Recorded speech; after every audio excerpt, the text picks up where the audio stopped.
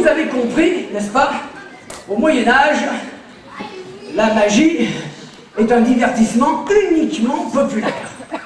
Uniquement populaire. Mais, en 1830, un monsieur nommé Jean-Eugène Robert participe à une soirée.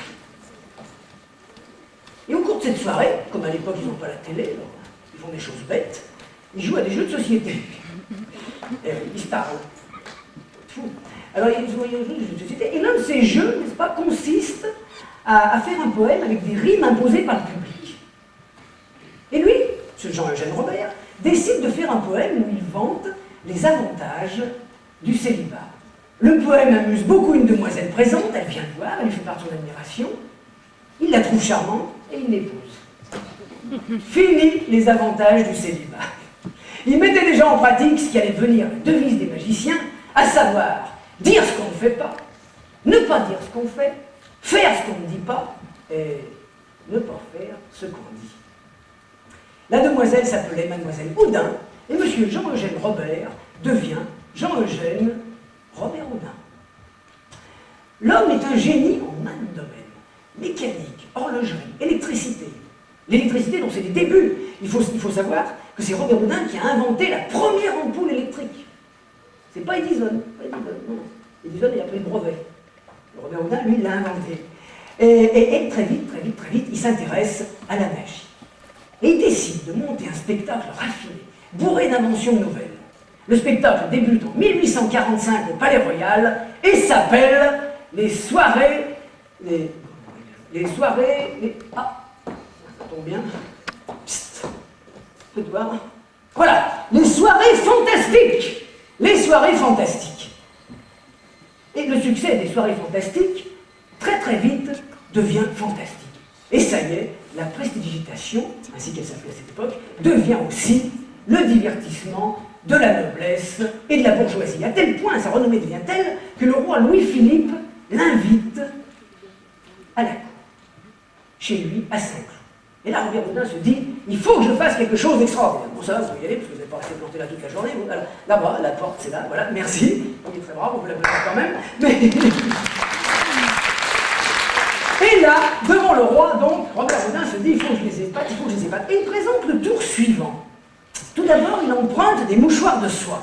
Madame, vous avez un mouchoir de soie, brodé. Hein? Vous n'avez pas de mouchoir de soie brodé? Non. Voilà, si je comprends. Comment un Kleenex? Non, merci, pas de Kleenex. Oui? J'ai des mouchoirs brochés. Brodé. Une dame de l'époque. En voici un. Vous avez des mouchoirs de soie? Oui, voici un joli mouchoir de soie. Merveilleux, vous avez bien fait de venir. Là. Des mouchoirs de soie. Ah oui, mais par contre, ils ne sont pas brodés. Et pourtant, il faudrait qu'on les initialise. C'est dommage que vous n'ayez pas aussi des marqueurs, parce que dans ce cas-là, des marqueurs, bien sûr. Voilà, monsieur. Elle a aussi des marqueurs. Elle est formidable. En plus, je m'aperçois d'un truc, vous avez aussi des petites planchettes posées sur la chaise à côté, ça va nous aider pour écrire sur les foulards. Alors tenez, vous n'aviez pas de mouchoir, eh bien je vous en confie un, mais pour qu'on sache bien qu'il s'agit du vôtre, vous allez le placer sur la petite planchette, comme ça, et vous allez le marquer avec vos initiales.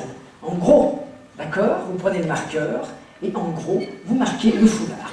Qui c'est qui veut marquer un foulard? Tenez, allez-y, vous marquez aussi un foulard. Je vous donne le foulard, je vous donne le marqueur, et ici, un foulard, un marqueur. Vous marquez vos initiales en gros, n'hésitez pas, en gros. Voilà. Alors après Robert Houdin récupère les foulards, ça y est, c'est bon.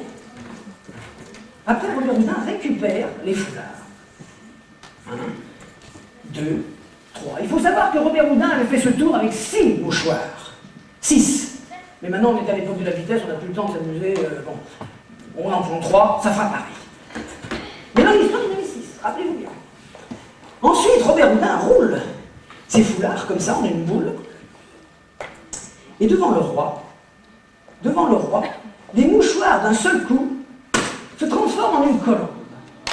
Mais la colombe a autour du cou, attachée à un ruban, une clé. Ceci, dit Robert Houdin, est la clé d'un coffre qui contient maintenant vos mouchoirs. Où est ce coffre? Ça, on ne le sait pas encore. Parce que c'est vous qui allez déterminer l'endroit où est le coffre. Et là, Robert Houdin distribue dans le public des papiers sur lesquels les gens marquent des noms de lieux plus ou moins insolites où ils aimeraient qu'on retrouve le coffre. Les papiers sont ensuite rassemblés dans un panier, puis le roi qui est appelé sur scène, oui c'est à vous que je parle, parce qu'il y a des allures qui ne trompent pas, n'est-ce pas? Ici il n'y a qu'une personne qui peut faire le roi, c'est vous. On ne serait pas en République, ce monsieur serait certainement le roi, il n'y a pas de problème, on applaudit le roi parce que... Majesté, votre trône nous attend. Prenez place. Voilà. Donc, je vous l'ai dit, les papiers sont là, ont été écrits par le public. Le roi en prend 3. 1. Allez-y. 2. Il a des gestes majestueux. Hein. C'est formidable, ce roi. Ça y est. Alors ensuite, le roi lit les papiers. Il prend le premier et il regarde. Sur le premier, il y a marqué « Sous un des candélabres qui est sur la cheminée du grand salon ». Il regarde le deuxième, il y a marqué « Sur le dôme des Invalides ». Et enfin, le troisième, dans le caisson de l'oranger qui est au bout de l'allée du parc. Qu'est-ce que vous auriez choisi? Comme ça. À vue de nez. Les candélabres. Bah, malheureusement, je ne peux pas changer un fait historique. C'est pas ce qu'a choisi le roi. C'était peut-être trop facile. Non, non, le roi s'est dit j'aimerais bien qu'on les retrouve dans le caisson de l'oranger qui est au bout de l'allée du parc. Mais comme vous n'avez en somme pas de choix, je vais vous laisser un autre choix, puisque nous avons 3 orangers. Et vous allez choisir un des 3 orangers. Nous avons l'oranger jardin, l'oranger milieu et l'oranger cour. Lequel voulez-vous? Le jardin, celui-ci. Celui-ci. À ce moment-là, le jardinier du roi, appelé à la rescousse, le voici, déterre l'oranger, fait tomber les oranges. Et là, dans les racines de l'arbre, dans la terre rouillée, on trouve un vieux coffre, un coffre métallique. Le roi dit, vous n'allez quand même pas m'annoncer que les mouchoirs sont à l'intérieur de ce coffre. Si, dit Robert Houdin, ils y sont. Et depuis, vous savez depuis combien de temps? Depuis 60 ans. 60 ans, ils sont dans le coffre. Alors là, le roi dit, bah non, qu'est-ce que vous répondriez? Vous diriez, c'est impossible. Et voilà, c'est ce que répond le roi. Le roi dit, mais c'est impossible, complètement impossible. Mais Robert Houdin répond, si je ne faisais pas des choses impossibles, je ne serais pas un magicien. Ils sont là depuis 60 ans et je vais vous le prouver. Il prend la clé qui était au cou de la colombe. Il ouvre le cadenas. Un vieux cadenas.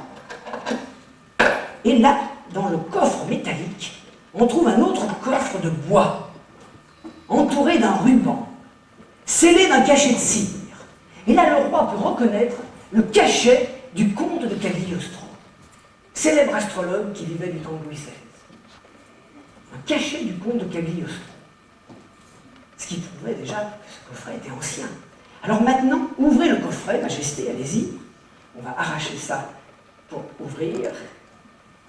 Hop! Voici. Ouvrez vous-même le coffret. Ça s'ouvre devant comme ceci. Et le roi, dans le coffret, trouve quoi donc? Trouve les mouchoirs, mais pas n'importe quel mouchoir. Là, nous avons CC, c'est qui? C'est à vous? C'est votre mouchoir? C'était les mouchoirs, effectivement, qui appartenaient à la cour, aux gens de la cour qui étaient brodés leurs initiales. Là, nous avons GC, je crois que c'était vous, n'est-ce pas? GC, c'est bien vous, c'est bien votre écriture. Et là, nous avons FC, c'est vous. Il s'agissait bien des mouchoirs, et il y en avait 6 comme cela qui faisaient...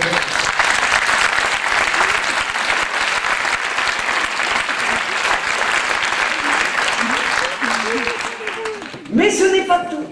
Ce n'est pas tout, parce qu'à l'intérieur du coffret, il y avait aussi un parchemin.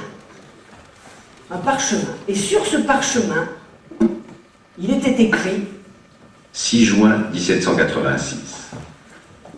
Cette boîte, contenant 6 mouchoirs, a été placée au milieu des racines d'un oranger par moi, Joseph Balsamo, comte de Cagliostro, afin de servir à l'accomplissement d'un acte de magie qui sera exécuté dans 60 ans, à pareil jour, devant Louis-Philippe d'Orléans et sa famille.